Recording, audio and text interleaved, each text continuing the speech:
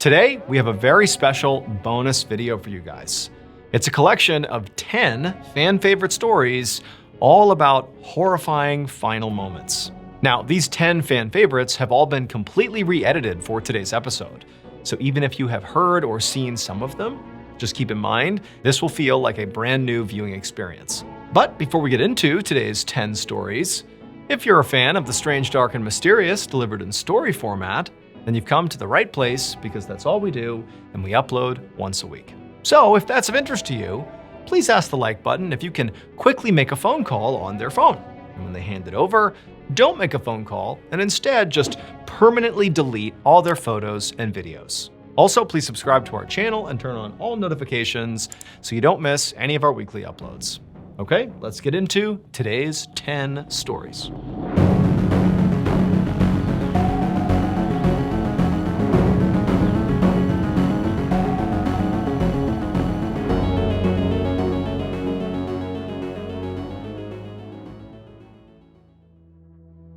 Mount Fuji is the highest mountain in Japan, rising up to 3,776 meters, and it's actually a volcano. It's dormant. The last time it erupted was in 1707, but geologists still classify it as active. Tourists are allowed to climb Mount Fuji, but only between July and September, because in the winter months, the mountain gets completely treacherous. There's snow and ice, and the wind picks up. It's very, very dangerous, so it's off limits. Now, thrill seekers, if they really wanted to, they could climb Mount Fuji in the winter, because there isn't a security guard posted up at the bottom of Mount Fuji checking people in and out. It's on you. If you want to climb it when it's off limits, well, then you're climbing at your own risk, because basically it's a terrible idea. But if you have the right equipment and you have all the right training, it is doable. One thrill seeker, a 47-year-old named Tetsu, decided he wanted to hike Mount Fuji in the winter of 2019. He wanted to live stream his entire journey to the summit. Now, Tetsu might have been a thrill seeker,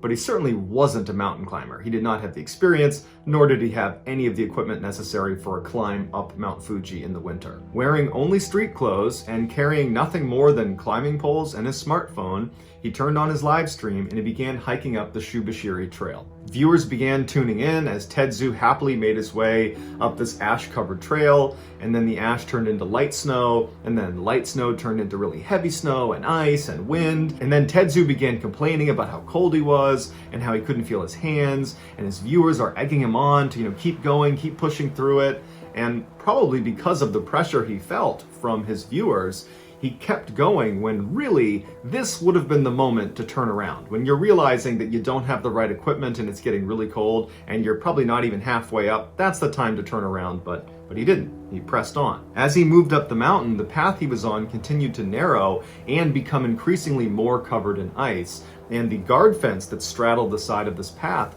was getting to the place where it comes to a stop, signaling the most dangerous section of the hike, which is the last leg up to the summit. He gets to that point where the fence comes to an end, and now he's on this narrow stretch where the wind is just whipping across and it's all ice, and he's trying to walk across the ice with this totally inappropriate footwear. He should have had on at least crampons, the metal spikes that go on the bottom of your shoe to grip ice. He just had tennis shoes on, and so he's slipping and sliding as he's walking up this icy trail, and then he finally staggers and falls, but he catches himself.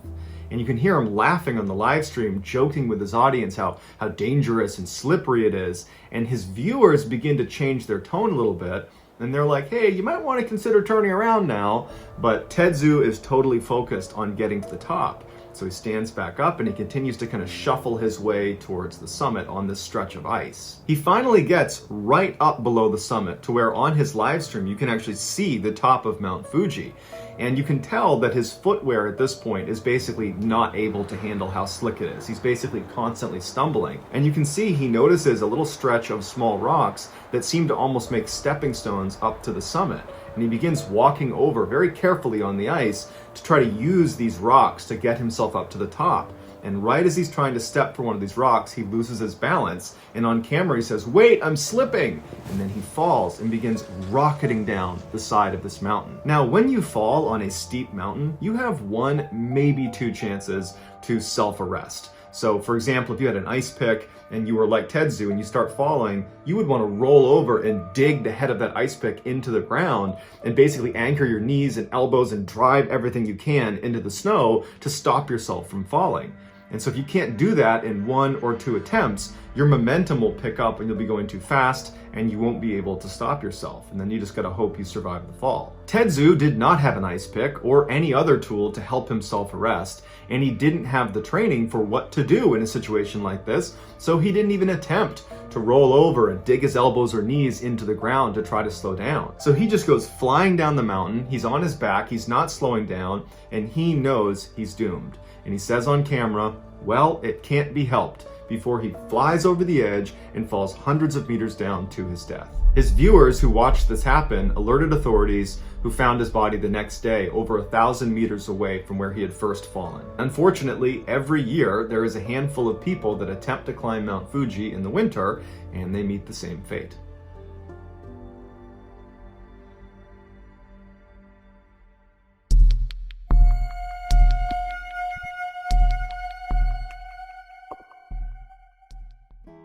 In 1962, Chalino Sanchez was born into a poor family in the Mexican state of Sinaloa. When he was just 15 years old, one of his sisters was assaulted by a very rich and powerful man in their town, and so he never got punished for it. 2 years later, when Chalino was 17, he saw this man at a party, and he walked up to him and shot him in the head, killing him instantly. After the murder, Chalino fled to Tijuana before ultimately crossing the US border into Los Angeles, where he stayed with his aunt. He worked odd jobs like picking vegetables and selling cars before he ultimately went into business with his brother, who was back in Mexico, and he worked with him to smuggle Mexicans into the US. But that operation stopped in 1984 when his brother was murdered in Tijuana. To commemorate his brother, Chalino, who always loved music, wrote a song about him, and he formatted the song in the typical Mexican ballad style called corrido, but his lyrics were graphic and gritty, something nobody else did when they wrote a corrido. Chalino spoke honestly and openly not only about how his brother was killed, but also the struggles of living around drug trafficking and violence in Mexico. Shortly after writing the song, Chalino wound up in jail in Tijuana, Mexico,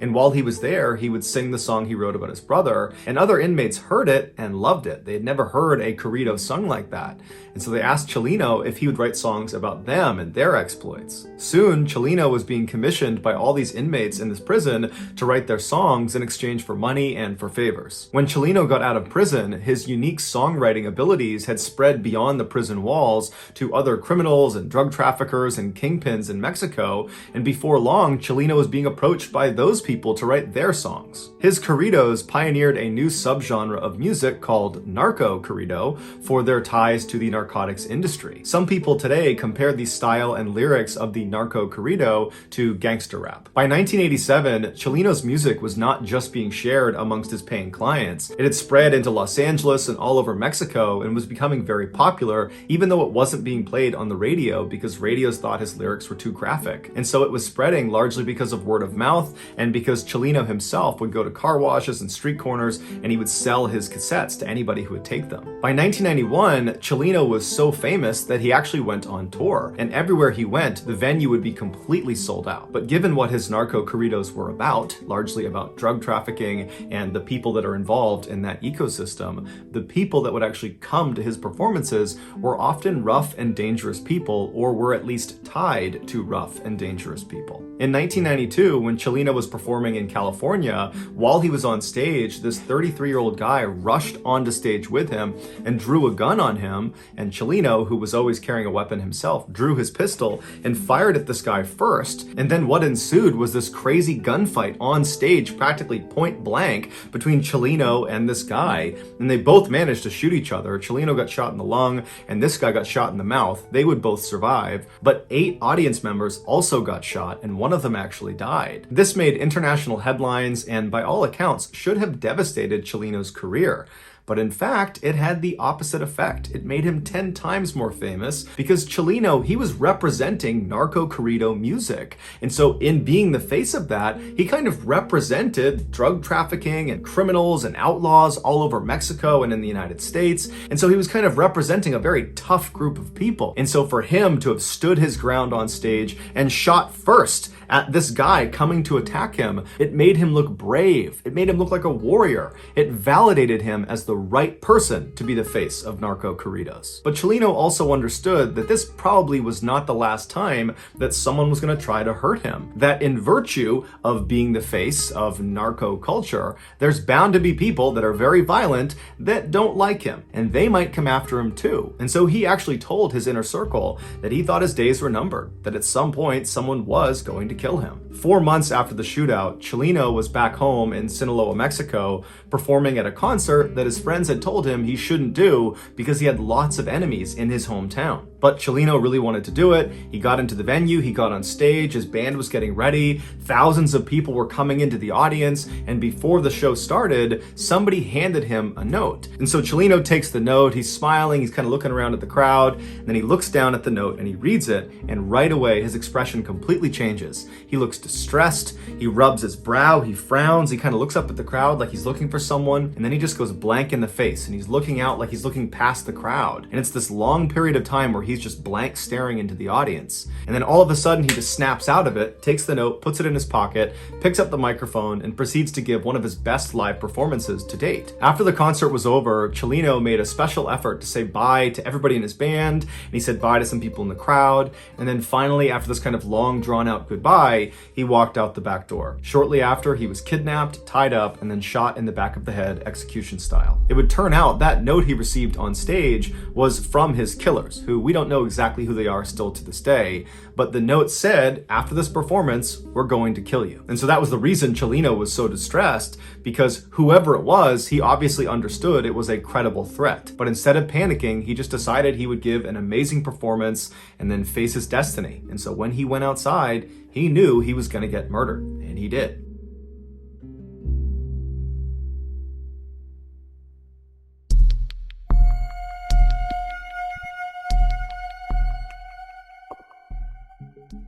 On September 25th, 1978, a Pacific Southwest Airlines Boeing 727 jet airliner entered San Diego airspace. Like all PSA aircraft, Flight 182 had a whimsical black button nose and smiley face painted underneath the cockpit. These so-called grinning birds were synonymous with the company's self-promoting ad campaign about them being the world's friendliest airline. But the airline was often criticized for being too friendly with their super low airfares, their kind of comic banter that the captains would employ through the intercom to passengers, and their female flight attendants who wore miniskirts and were instructed to make nice with the male passengers. Because the weather was clear, air traffic control directed Captain McFerrin and First Officer Fox to switch from instrument flight rules to visual flight rules procedures and to begin their final descent. Visual flight rules refers to pilots using their eyes to guide the plane. It's done when they're flying low, the weather's clear, and they can see the ground. At 8:59 a.m. that morning, as PSA Flight 182 descended down to 4,000 feet, air traffic control advised them of a Cessna, which is a small plane, that was ascending in their direction. Fox responded that they saw the Cessna, and so air traffic control came back and said to maintain visual separation. Maintain visual separation meant that despite ground radar-based controllers who could provide vertical and lateral separation criteria, the burden for maintaining separation fell solely on Captain McFerrin and his crew. In layman's terms, air traffic control was telling them, don't lose sight of the Cessna. Inside the Cessna was a flight instructor named Martin Casey and his student, who was a United States Marine named David Boswell. As this little plane ascended, air traffic control informed them that PSA 182, who was right in front of them and slightly above them, they were on their descent. However, they had the Cessna in sight. As a result, the men inside of the Cessna did not take it upon themselves to actively begin looking for this jet. They assumed the pilots of PSA PSA 182, who had them in sight, would avoid them. Back in PSA 182, there seemed to be some confusion in the cockpit. The two pilots were debating whether the Cessna they were watching fly lower than them, past them on the right, was the same Cessna that air traffic control had told them about. And at some point they agreed, yep, that's got to be the same Cessna. And so they called in to air traffic control that it looks like the Cessna has passed us. They've flown past us on the right. Immediately after this transmission, the black box recorded the two pilots talking to each other, basically trying to convince the other that yes, that was definitely the right Cessna. But after a couple of minutes of reassuring themselves, one of them says, "Boy, I hope that was the right Cessna." According to later testimony by the air traffic controller who was in communication with the pilots of PSA 182 as they were on their final descent, he would say when Captain McFerrin came over and said the Cessna has passed him on the right, he believed him and he didn't think to check to make sure it was the right one. But in reality, the Cessna that McFerrin and Fox had seen was the wrong one. The real Cessna they were supposed to maintain visual separation with, the one containing Casey and Boswell, was still ascending in the direct flight path of PSA 182, except now this Cessna is in 182's blind spot below their nose, so they literally can't see each other. At 9:01 that morning, air traffic control got an alarm that PSA 182 and this Cessna are about to collide, but for some reason the air traffic controller did not alert both aircraft. Instead, this controller only contacted the Cessna and didn't tell them this was a dire situation. They said, hey, there's traffic in your vicinity, but I'm pretty sure it's just PSA 182 and they already see you, so you're fine. So Casey and Boswell inside of the Cessna just continued to ascend. 1 minute later at 9:02 a.m., PSA 182 flies directly over the Cessna and strikes them with their nose wheel. The Cessna gets hooked by the wheel and flips upside down and gets trapped underneath the right wing of the jet. Seconds later, the Cessna splits in two. The tail section containing David Boswell plummets to the earth like a rag doll. The nose section of the Cessna that contained Martin Casey stayed trapped underneath the right wing for a few seconds before it detonated. Inside of PSA 182, this explosion was deafening, and immediately after it, McFerrin was recorded saying, "Easy baby, easy baby." Then he asks Fox, "What's the damage?" And Fox says, "It's bad, man, we're hit." Despite trying to keep the plane flying level, it lurched forward into an unrecoverable nosedive, and McFerrin, knowing they were doomed, calmly calls out to air traffic control and says, "We're going down." Air traffic responded, "Okay, we'll have the equipment ready for you." Then the black box recorded the sound of a stall warning inside the cockpit, and as the aircraft streaked at over 300 miles per hour straight towards the ground, McFerrin's last known transmission to air traffic was, "This is it, baby." Seconds before impact, McFerrin gave his final command over the intercom, which was, "Brace yourselves." And then right before the black box cut out, someone in the cabin yelled, "I love you, Mom." At 9:03 a.m., PSA 182 slammed nose first into the ground just outside of downtown San Diego in an area called North Park. The resulting explosion of thousands of gallons of jet fuel sent a shockwave that was registered 2 miles away. Almost immediately, firefighters were rushing towards the rising mushroom cloud of black, oily smoke, and many of the first responders that arrived at the crash site in those first few hours were deeply disturbed at what they saw. The bodies that had not been destroyed in the explosion had gotten trapped up in the trees. All told, 144 people were killed in this accident. 135 were from PSA 182, 2 were from the Cessna, and 7 were just unlucky people that were standing on the ground in North Park. Following a 1-year investigation into the mid-air collision, it was determined that the flight crew of PSA 182 was found to be primarily responsible because there was that moment that was picked up in the black box where the two pilots were unsure if the Cessna that passed them was the right one, but instead of calling that into air traffic control and getting confirmation, they blew it off. The morning of the crash, a San Diego photographer was at a press event when he heard the explosion overhead, which was 182 colliding with the Cessna, and he began taking pictures, and he captured these now 2 infamous photos of PSA 182 seconds before they hit the ground.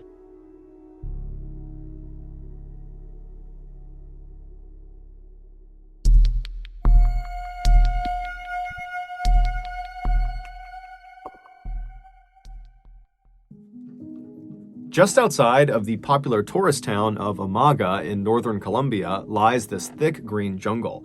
And if you know where to look, there is actually a walking path that leads you from Amaga deep into this jungle. And if you keep going, it will bring you all the way to this terrifying, enormous old railroad bridge that spans this huge ravine. Now, this bridge is no longer used by trains. It's been decommissioned. However, since its decommissioning, there's actually been, ironically, more traffic on this bridge, although it is the foot traffic variety. People come out to this bridge to go bungee jumping. Bungee jumping is a thrill-seeking activity where people will leap off of high places, like this bridge, and they'll jump with an elastic rope tied to their ankles. And so this rope has been very carefully measured so that when it is fully stretched all the way out, it ensures whoever has jumped will still not impact the ground. Back in early July of 2021, a 25-year-old Colombian lawyer named Yesenia Gomez, who lived about an hour north of Amaga in the larger city of Medellin, she told her boyfriend that she wanted to go bungee jumping. This was something Yesenia had talked about for a long time, wanting to go bungee jumping,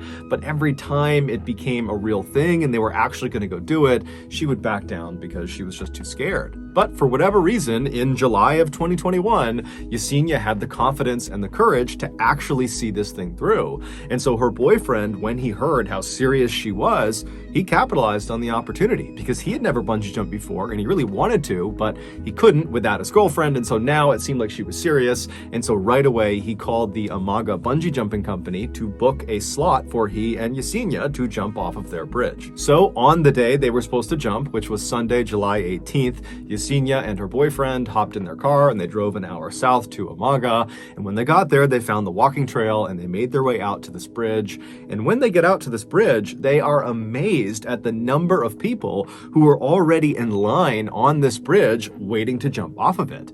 They knew this was a popular spot, but perhaps they didn't realize just how popular it was. And so Yesenia and her boyfriend, they get in line behind the nearly 100 other jumpers ahead of them, and they proceed to wait.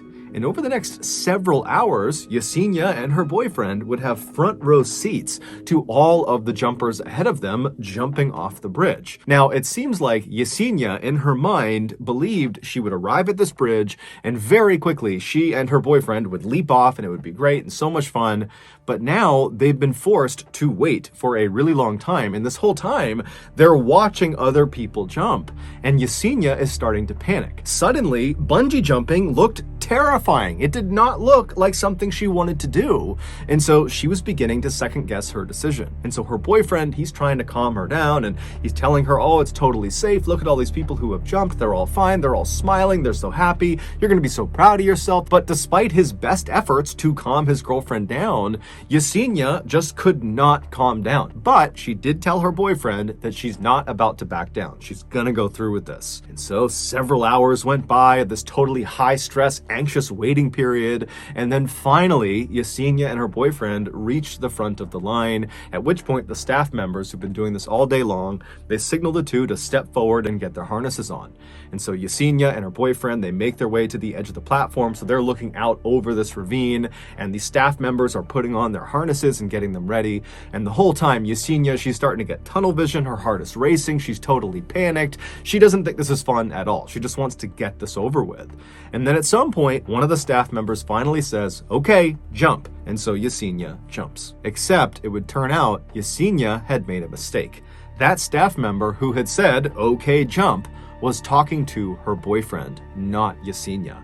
However, Yesenia, in her totally panicked state, had just not understood and had leapt, believing they were telling her to jump. However, the staff members had only put her harness on. They had not attached the actual elastic rope to her ankles. And so when Yesenia jumped, there was nothing stopping her from smashing into the ground. And so as soon as she leapt off the bridge, her boyfriend ripped off all of his gear and he ran down the bridge. He leapt over the railing and he ran down the hillside all the way to the bottom of this ravine. But when he finally got to his girlfriend, it was already too late. She was already gone. It would later be determined Yesenia did not die from impacting the ground. She actually died from a heart attack she suffered on the fall down, which means she must have realized after she jumped that she jumped too early, that she did not have the bungee cord attached to her legs. And so literally the fear of what was about to happen to her killed her.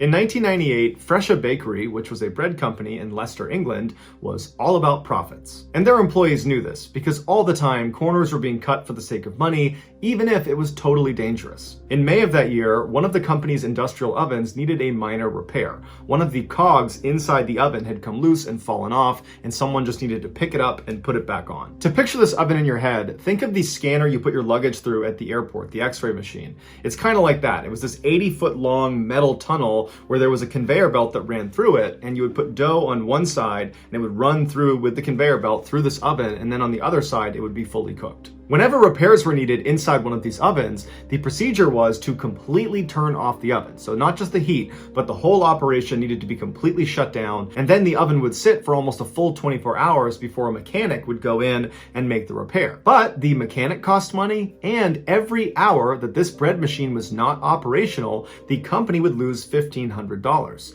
And so the managers of this company thought, you know what, that's too much money to be giving up. If we do the repairs ourselves, that saves us on the cost of the mechanic, and if we can find a way to make the repairs while leaving the oven partially running, that will save us a whole bunch of money too. Someone pointed out that it was possible to turn the heat all the way down in the oven, but allow the conveyor belt to keep rotating through. They just needed to find a way to get in with this conveyor belt moving around them. And so they came up with a plan. Even though the oven sat flush to the ground, there was a side panel that could open up, and you could crawl underneath the oven, and right above you would be the conveyor belt. And so they thought, well, hey, if we just remove a couple of sections of the conveyor belt, when that gap in the belt cycles around and is right over someone who is standing underneath it, they can stand up into that gap and kind of be hunched over and walk along inside of the oven, staying in that gap until they come across the cog that's going to be right on the ground. They can pick it up, put it right back on, and keep walking on, staying in the gap until they reach the other side, at which point they could crawl out the exit. The managers were confident, and so they began walking around the factory asking for volunteers, and they were offering extra pay. Two men, 44-year-old Ian Erickson and 47-year-old David Mays, volunteered for the job, and their managers told them they would do it the next day because they needed time to turn the heat off on the oven and let it cool down first. That night, David was out with his friends, and he was talking about how he was kind of nervous about getting inside of a semi-operational industrial oven, but he told them the money was good. The following day at 9 a.m., the oven's heat was turned all the way down, and the plan was it would sit like that all day and cool off all day, and then in the evening, Ian and David would get inside and do the job. But Ian and David had a really important soccer game they wanted to watch that night, and so they asked their manager, would it be possible to go in a little bit earlier? And so the manager walked down to the oven and put his hand inside one of the entrances, and there were fans blowing into it, and it had been off for a couple of hours, and he thought, you know what, this is probably fine, you guys can go now. A few sections of the conveyor belt were removed, Ian was given a radio, and the two men opened the side to the oven, and they crawled in on the far left side of the oven, and they waited for the gap to come around. When it did, they popped up, and they began their journey into the center of the oven. About 5 minutes later, Ian came over the radio and said, hey, it's really hot in here. And the manager came back and said, don't worry, it's supposed to be a little warm in there, but it's nothing that can hurt you. And then a couple of seconds later, Ian comes back over the radio and says, no, it's really hot in here. It is unbearably hot in here. And so one of the managers ran over and checked the temperature gauge, which unbelievably no one had done to that point. And the temperature at the center of the oven was reading over 200 degrees Fahrenheit. It was hot enough to boil water in the center of this oven. And unfortunately, there was nowhere for Ian or David to go. The belt could not go in reverse, and the fastest it could move is 17 minutes start to finish, so agonizingly slow. And they could not crawl up or below the conveyor belt in either direction. There wasn't enough clearance, and they'd get sucked up into the machinery. So they literally had to stay in the gap and slowly walk towards the hottest section of the oven. And so for 10 minutes, Ian and David slowly made their way across this oven, screaming out in pain, yelling for help from anyone, someone, but no one could do anything. And even if they hit the emergency stop button on the oven, it wouldn't help them because the heat inside of the oven is not because it's on, it was residual heat. And by turning off the oven, that would just stop the conveyor belt, trapping Ian and David in the hottest part of the oven. Workers ran and got their tools and did everything they could to try to dismantle portions of the oven to try to get down to Ian and David. But by the time they finally pulled off big pieces of the oven, Ian had already made it to the other side and been pulled out, and he was unfortunately deceased. He had been burned alive, and David had collapsed somewhere in the oven and had been crushed by the machinery that went over him. The bakery and their management team were all fined for their part in this tragedy.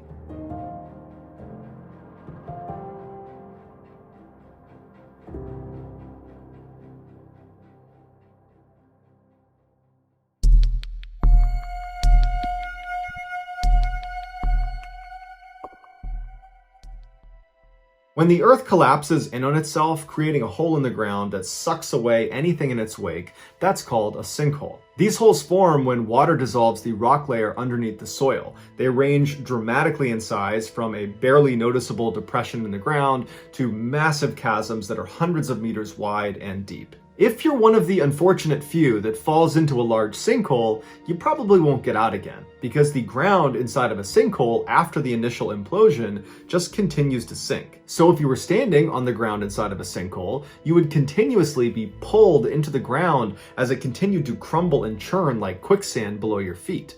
And even if you managed to get to the sides inside of the sinkhole, you could not climb up again because there wouldn't be any handholds because the soil is all loose and wet. Luckily, most sinkholes form slowly and show lots of warning signs, allowing people to get away before it opens up. But there are unique circumstances where large sinkholes can appear out of nowhere. In Russia, hot water is piped into business and residential buildings during the harsh winters. On November 19th, 2019, in the Russian city of Penza, which is 340 miles south of Moscow, a large hot water pipe burst underground below a car park. Initially, nobody knew the pipe had burst, but witnesses would later say they saw steam coming out of the ground near the car park, but they didn't think anything of it. A few minutes after the steam appeared, 49-year-old Vladimir Volyelkin was driving his car through the car park. With him was his co-worker, 53-year-old Igor Chikasov. They worked together at a furniture store. As they made their way towards the exit of this car park, there was another car ahead of them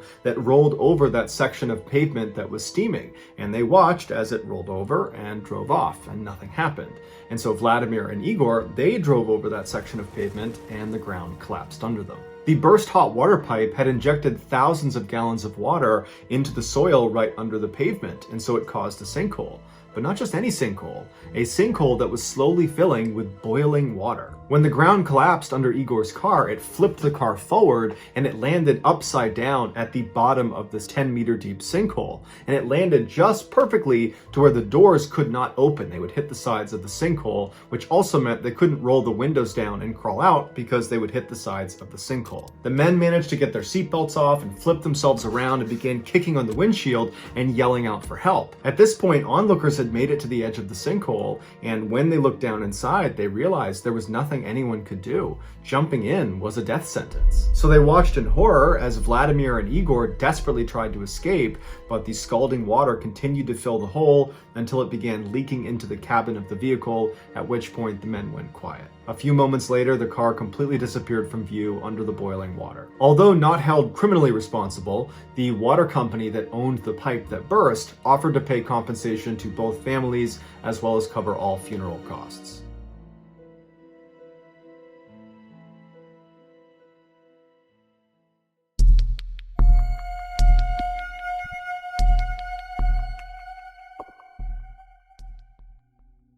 Yellowstone National Park in Wyoming is one of the most remarkable and beautiful places on Earth. Not only is it renowned for its biodiversity, which includes some incredibly resilient microbial organisms, it's also home to one of the world's so-called supervolcanoes. This supervolcano sits atop one of the world's largest magma bodies fueled by an upwelling plume of superheated material. This dynamic and violent subterranean plumbing means the water bodies at the surface, the famous Yellowstone hot springs, are highly acidic and incredibly hot. If you were to ignore the countless warnings around these hot springs telling you to stay away, do not go in the hot springs, if you were to ignore those and go in one, or more accurately, fall in one, this is what would happen to you. First, your body would register that your skin was bathing in waters exceeding 200 degrees Fahrenheit. This would hurt like nothing you can possibly imagine. But it would only hurt as long as your nervous system was able to register pain, which would only be for about 1 minute or less. At this temperature, your skin would begin to quickly break down and disintegrate, and your blood vessels in your underlying dermis would rupture, causing rapid blood loss. Some underlying skin layers would not break down, but they would lose all of their water and become tough and blackened. And your underlying subcutaneous fat would bubble off as well. All in all, this is known as a full thickness burn, and it would occur in about 1 minute in these waters. Your nervous system would enter a state of shock and become irreversibly damaged, which would lead to most, if not all, of your organs to fail if the heat stress has not already done that to you. You would be dead within 2 to 3 minutes, and then at that point, the acidity of the water would take over. Within a few hours, your body, including your skeleton, would be completely dissolved into absolute nothingness. And for anyone who falls in but manages to climb out again before being dissolved, they are not out of the woods. Many of those people, unfortunately, will die hours, days, months later due to complications from the burns. On June 7, 2016, Colin Scott and his sister Sable went to Yellowstone to see the famous hot springs. The siblings were exploring the Norris Geyser Basin, which is the park's oldest and hottest thermal area, when they decided to leave the safety of the boardwalk and walk past all the signs telling them, do not leave the boardwalk, this is dangerous, turn around. They decided to walk past all of those and venture out off the course. They walked approximately 200 meters away from the path to the edge of a hot spring that was not really part of the main tour, and they were just standing there when Colin apparently tripped and fell into the hot spring. And his sister was just not able to do anything. She knew she couldn't go in after him, and he very quickly sunk below the surface and didn't come up again. She ran back to try to get help, but by the time they got back to the edge of the hot spring, he was gone. And in fact, the only thing they would find of Colin Scott was his flip-flops. Since 1890, Colin Scott, along with 21 other people, have died by falling into these hot springs.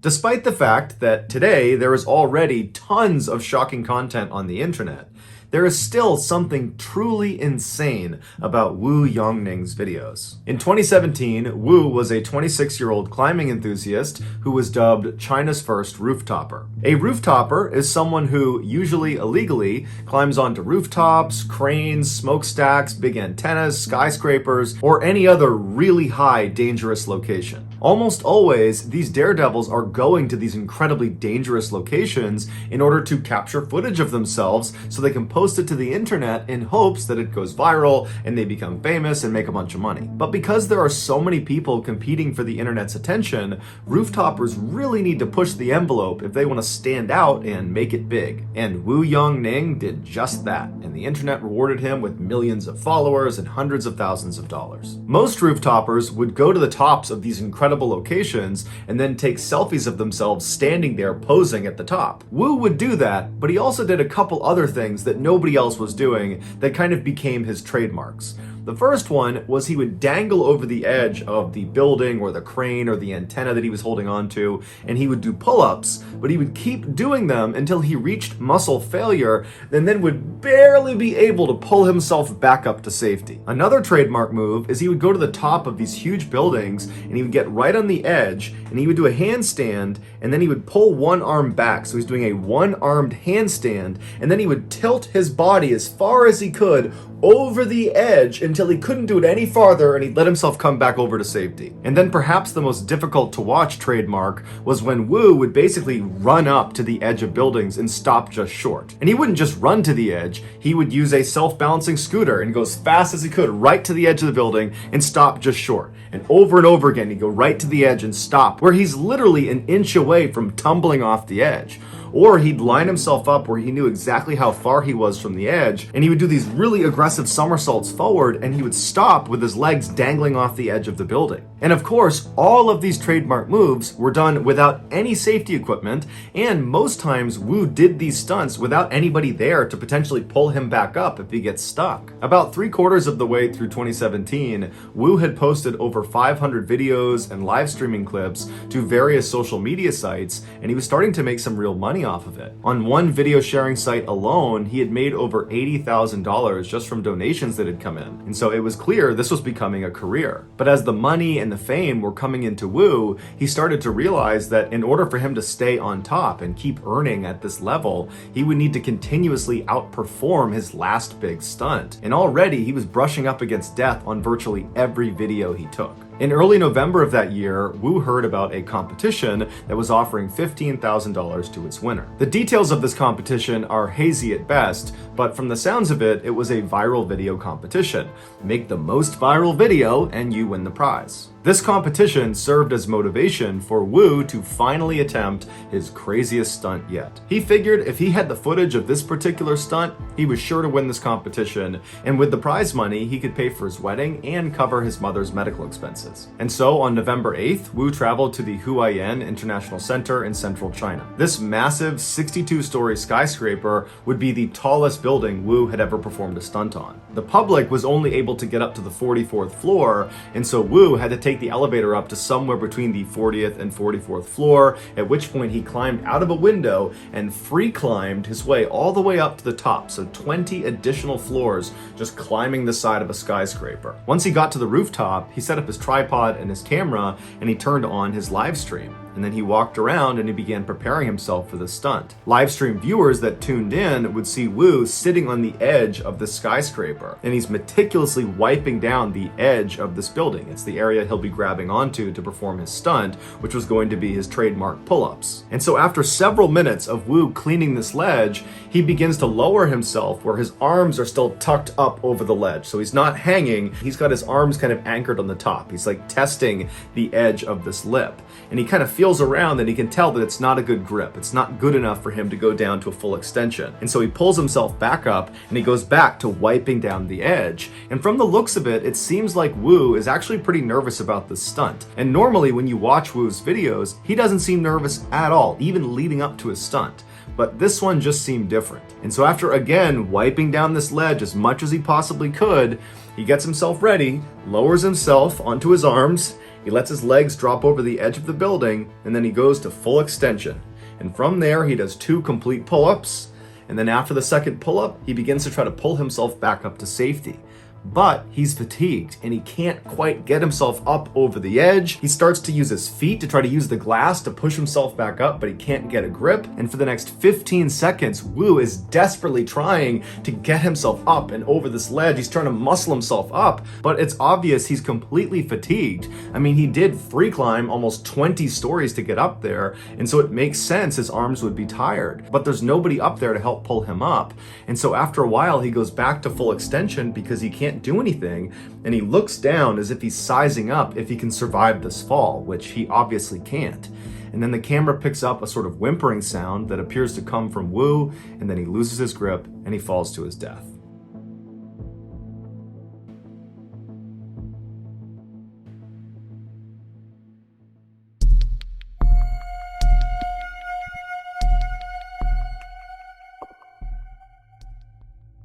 In the early 1970s, a man named Marshall Applewhite was fired from his music teaching job for having an inappropriate relationship with a male student. Shortly after, he admitted himself into a psychiatric institution where he met a nurse who worked there named Bonnie Nettles. Both had a deep interest in biblical prophecy, and Applewhite, after meeting Nettles, was convinced they had met in a previous life. Nettles agreed and took it a step further, saying extraterrestrials had come to her and preordained that she would someday meet Applewhite. The two did not have a romantic relationship at all. It was strictly platonic. They bonded over a desire to ascend to a higher level of existence and ultimately reach the kingdom of heaven. Applewhite began calling himself Bo, and Nettles became Peep, and together they would start an infamous cult known as Heaven's Gate. The premise of Heaven's Gate was that an alien spacecraft that they simply called the UFO was going to come to Earth and whisk away Heaven's Gate cult members, elevating them to a new world and a better life that they referred to as Tela, or the evolutionary level above human. There was a catch though. Anybody on Earth who did not get on the UFO whenever it got here would be recycled, i.e. destroyed, along with everybody else on Earth, and then at some point a new human population would grow and another UFO would come, and whoever got on that would be saved over and over and over again. That was just how it worked. And Bo and Peep were telling everyone they talked to about Heaven's Gate that we're already in end times. Apparently there were signs that this UFO is going to be here any day. And so now is the time to join the cult. And so by 1975, Bo and Peep had recruited 20 people to be a part of their cult, which meant they gave up their families, they gave up their possessions, They basically gave up everything in their life and moved to Colorado to live in total poverty as they waited for this UFO to arrive. For 10 years, cult members waited and waited for this UFO that never showed up. And Bo and Peep are aggressively reminding people that this is the path, you just gotta stay the path.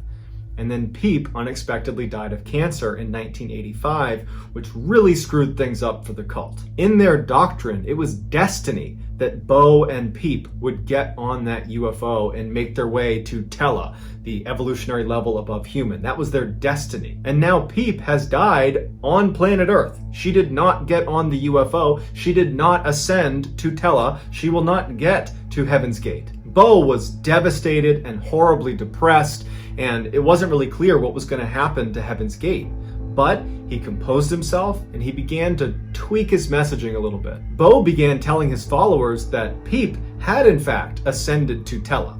Yes, she did not get on the UFO. However, the aliens must have given her a signal that if she leaves behind this human body, this mere vessel, you'll still ascend to Tela. Basically, he was preaching to them, if you just end your own life at the right moment, you can go to Tela too. But Bo didn't really know what the right moment was. He didn't know what the trigger was going to be. Until 1995, when astronomers discovered the Hale-Bopp comet was going to be passing by Earth 2 years later in 1997. And Bo saw this as the trigger.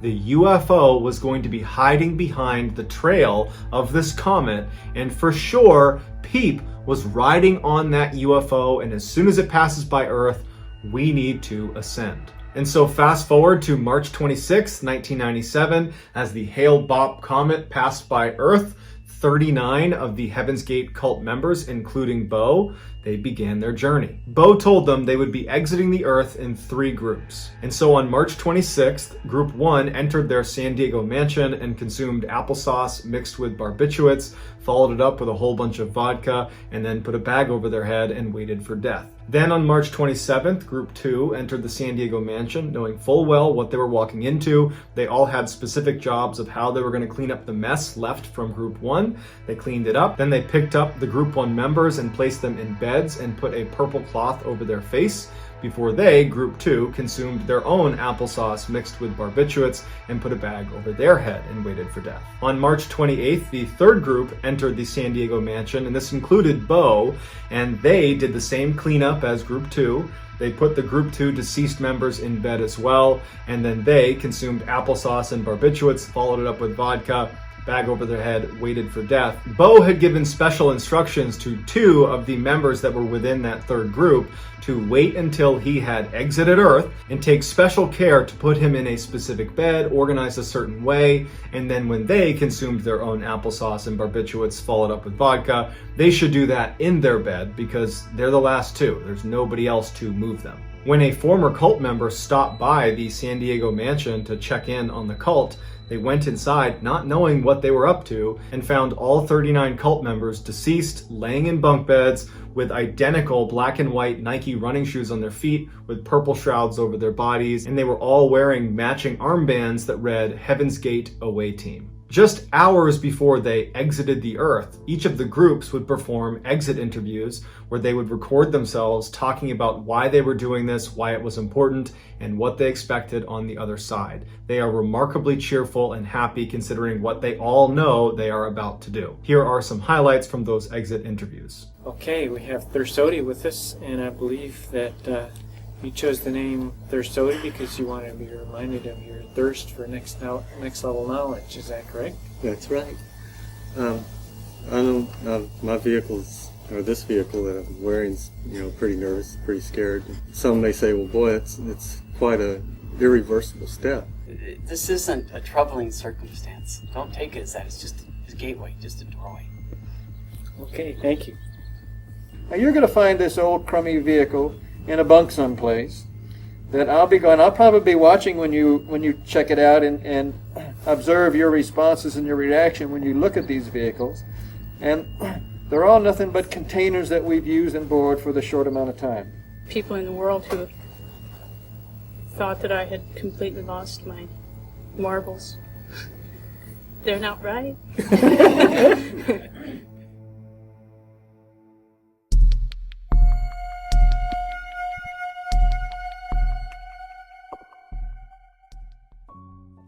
In the late 1940s and 1950s, Reverend Jim Jones was known for his charitable works and his efforts towards desegregating Indiana. This earned him a devoted, loyal following, in particular from the African American community. In 1956, he purchased a church in Indiana and he named it the People's Temple, and all of his loyal followers went there and joined his congregation. During his fiery sermons, Jones emphasized helping the poor and lifting up the downtrodden, but despite his best efforts, raising money was proving to be a big challenge for him. Jones knew he was an amazing performer and he was really good on stage, and so instead of trying to do all the old school church fundraising techniques, he decided to do something a little more new school that played to his strengths, which was performance. And so what he started doing is advertising that he could perform miracles, live miracles on stage. And specifically what he said he could do is he could pull cancer out of people. And he had this magic trick where he would go up to somebody that had cancer and he would appear to be pulling on them, and then he would pull out what looked like meat from this person. And it was meat, it was chicken meat. And he made it seem like he had removed the cancer, and people loved it, and his congregation swelled immediately and money was pouring in. And it was around this time that Jones began to realize the power of his own influence. He could make his followers believe anything he wanted. This power trip, though, over time would cause Jones to lose his grip on reality. And so when he began espousing fairly radical views, he didn't have anybody that was going to stand up and say, I don't know if you're right about that. Instead, he had a mass of people that basically blindly agreed with him. But when his social goals became so radical that they attracted Marxist leaders and violent leftist groups to the People's Temple, it was the one time that his followers said, okay, enough is enough. And there was a mass defection out of the People's Temple. And some of these defectors, when they left and had a chance to kind of look at the People's Temple for what it was, they realized it was more like a cult, and that they had been brainwashed, and that Jim Jones was a lunatic, and anybody who followed him could potentially be in danger. And so they went to the media and told them about this. The media converges on the People's Temple, and all of a sudden it's this huge scandal that Jim Jones is the leader of a cult. And as stories started to break about Jim Jones being this awful person who was stealing from his members and abusing them and brainwashing them, he up and leaves for South America with hundreds of his most loyal followers, and they resettle in an area called Guyana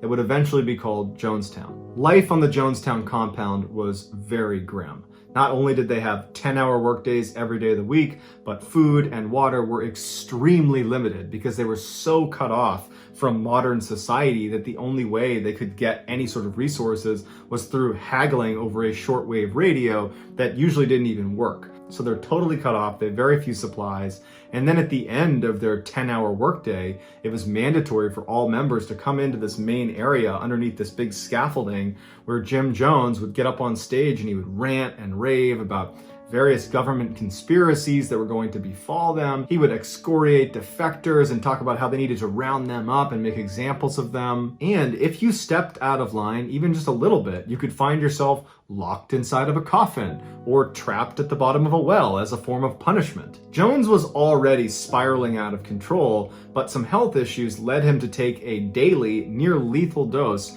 of amphetamines and sedatives that made him a total lunatic. Suddenly, his nighttime speeches just weren't enough, and he began pumping these crazy speeches 24/7 over loudspeakers all over the camp. One defector said the speeches were centered on this idea that back in the United States, the government was systematically rounding up African Americans and sending them to concentration camps. And it was only a matter of time before they came here and took any of the African Americans here into captivity. And since the majority of the People's Temple were of African American descent, this was terrifying. U.S. Congressman Leo Ryan had been keeping close tabs on the People's Temple ever since the news broke about Jim Jones kind of being a hack and a maniac. And when they went to South America, he just felt like no one's really checking in on them, and I'm concerned for the well-being of the people that are there. And so on November 18th, 1978, Ryan, along with 18 other people, flew to Guyana to talk to Jim Jones and to make sure that everything was okay. When he arrived, he was expecting it to be kind of in disrepair and be this chaotic scene, but it wasn't. The camp was maintained, people were well-dressed, polite. It seemed like a happy and healthy community with a few hundred people there.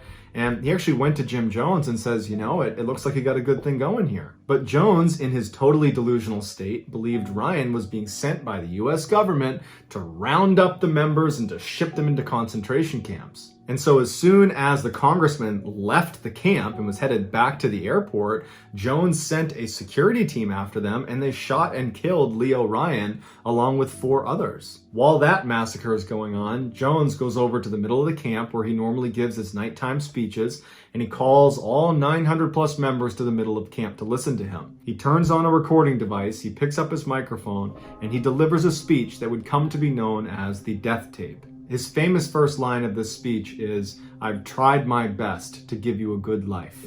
And you can hear the crowd erupt with cheers as he says this, and what listeners of this tape can't see is what's being unveiled at the same time. Right next to Jim Jones is this silver cauldron of this sickly purple liquid, and next to it are about 900 cups. The next day, authorities are outside the gate of Jonestown, and they're getting ready to head into Jonestown to confront Jim Jones about his connection to the murder of Congressman Ryan and the 4 others. And they're loading their guns, they're getting ready for what's bound to be massive resistance from this crazy cult leader and his followers. And as they're making their way down the road and the camp comes into view, they notice that it's eerily quiet and they don't see anybody moving around.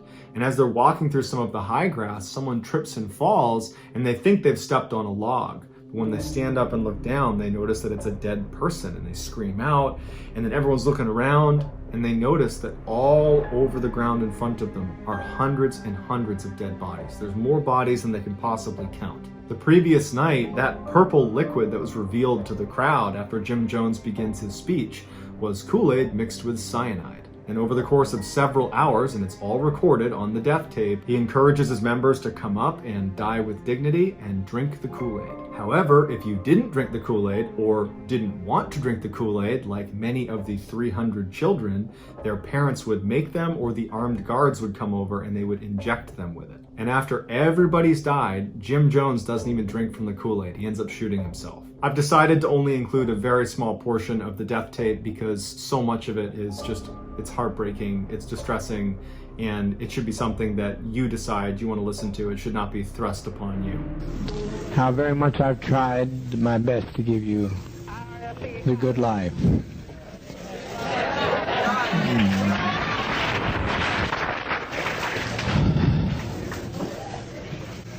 It was said by the greatest of prophets from time immemorial, no man takes my life from me, I lay my life down. If we can't live in peace, then let's die in peace.